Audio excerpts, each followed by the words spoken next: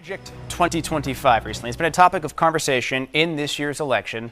The proposal was written by the conservative think tank, the Heritage Foundation, and some have been speculating about what elements could be adopted under a second Trump presidency should he win in November. A lot of the plan calls for executive branch overhauls and pushes long-standing conservative principles like tax cuts. So today we're getting the facts on this with our partners at PolitiFact.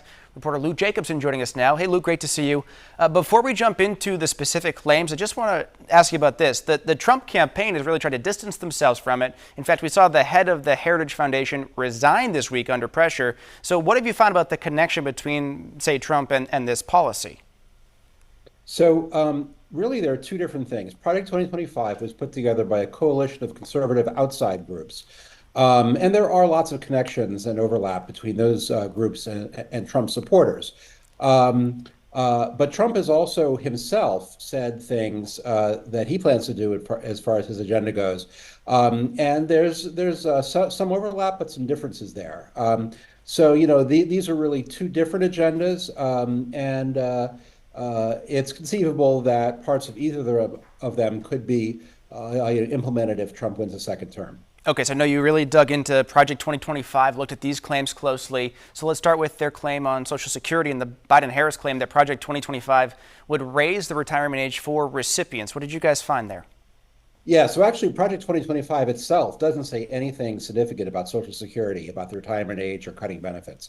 Now, Trump himself, before the current campaign cycle, has said on several occasions that he's open to cutting Social Security or raising the retirement age, but he's been actually quite consistent in the current campaign, 2024, and pretty forceful about it, that he would not cut Social Security. He's put that in writing in his own formal policy agenda and in the party platform, and he's regularly said it at rallies and speeches.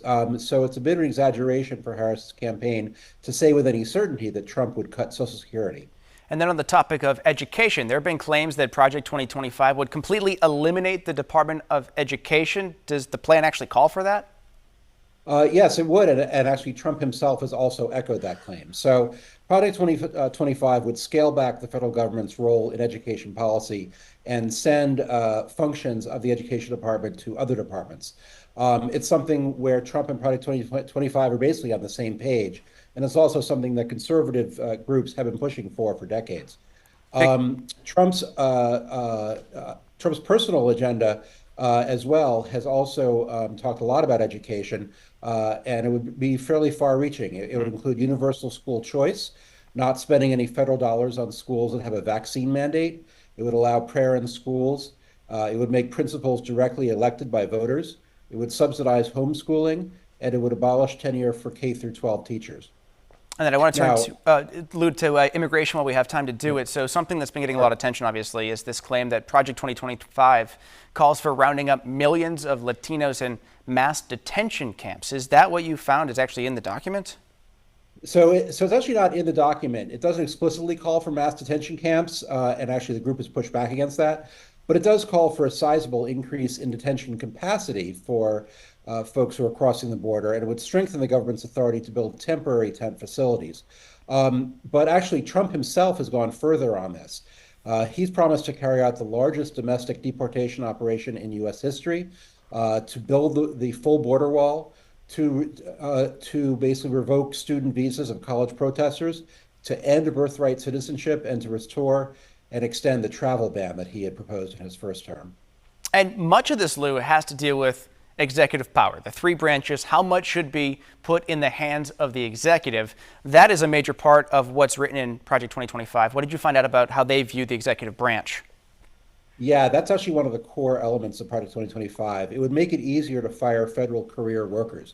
Experts say that this is really a key feature because it would let Trump install not only political appointees, as takes place every 4 years with a new president, but also the senior tiers of career civil servants who have traditionally not been partisan and currently under law cannot be fired for their political views.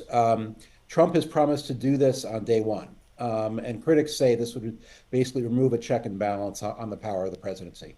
And then the question comes down is how much is any one person actually able to push through any of these policies individually? That is still obviously remains to be seen when it comes to policies like this. Proposals come out all the time, you know, from different groups. Sure. Yeah. I mean, there are some things that a president, any president, Trump or Joe Biden or whoever, can do basically by the executive orders, the sort of powers they have on their own. But a lot of the things I was just talking about in this segment would actually require a change in the law. So then Congress would have to get involved. If the Democrats control one chamber or the other, that would make it very difficult.